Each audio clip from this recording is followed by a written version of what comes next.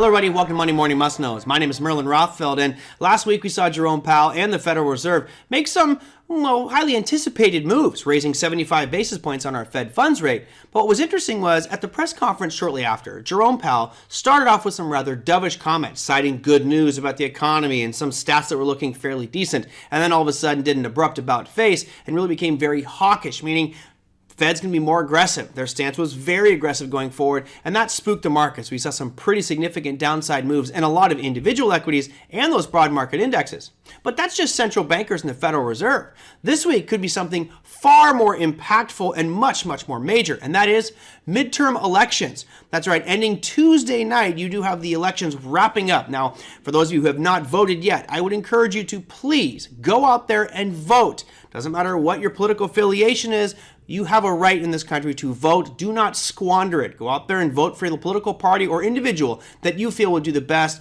at making this country the best that it could possibly be. Now, I have already voted, but make sure that you go out there by Tuesday night at 8 o'clock. Now, which way is it going to go? I have no idea.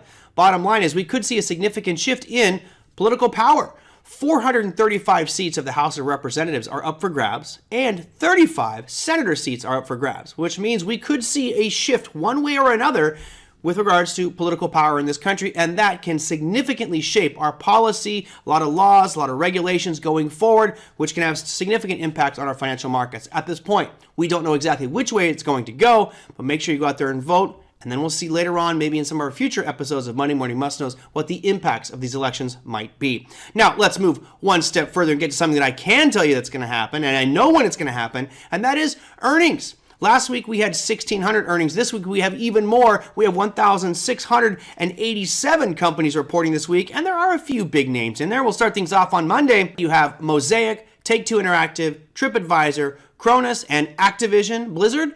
Tuesday brings you Disney, Wynn, Occidental Petroleum, Akamai. Wednesday, you have Canopy Growth, The Trade Desk, and D.R. Horton.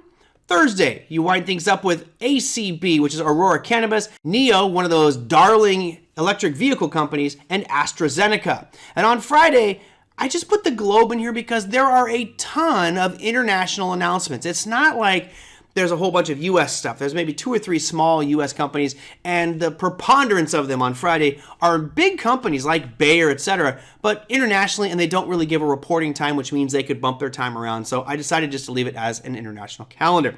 So quite a few big names out there. Make sure you check your earnings calendar just so you don't get caught off guard with some earnings announcement in your portfolio that really starts to hurt you. Now, the final thing we're going to talk about for this week.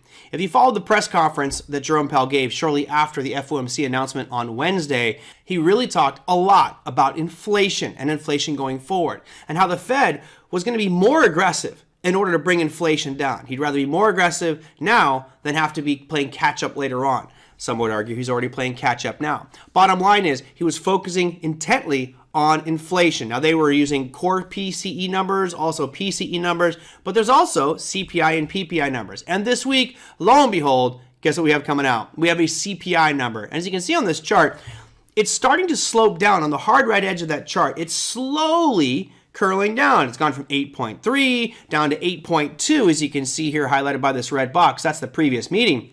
Now, on Thursday at 8:30 a.m. Eastern Standard Time, we will get the next release of the Consumer Price Index. And at this moment, expectations are that it's going to continue to drop, although ever so slightly, which means we're seeing a month-over-month decline of about 1/10 of a percentage point with regards to inflation. Now, the number you see here that says 8.2, that is the annualized year-over-year inflation number.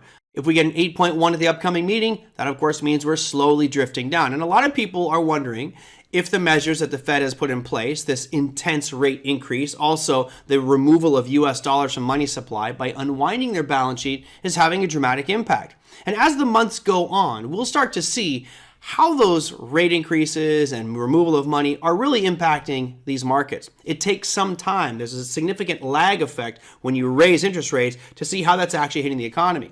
Now, there's many people out there that feel the Fed has raised too quickly. Others feel not fast enough. Bottom line is this: no one will ever be completely happy with what the Fed does. What we do know is that their actions will have an impact on our markets going forward. And as traders, it's our jobs to discern what that information is going to be, how it's going to impact the markets, and build a trading plan accordingly. Now, hopefully this week you have a lot of opportunities with the elections, with a lot of earnings, even some of the fundamental and economic data that's rolling out, to plan your trades accordingly and hopefully profit from these market swings. That, my friends, is your Monday Morning Must Knows. We'll see you next week.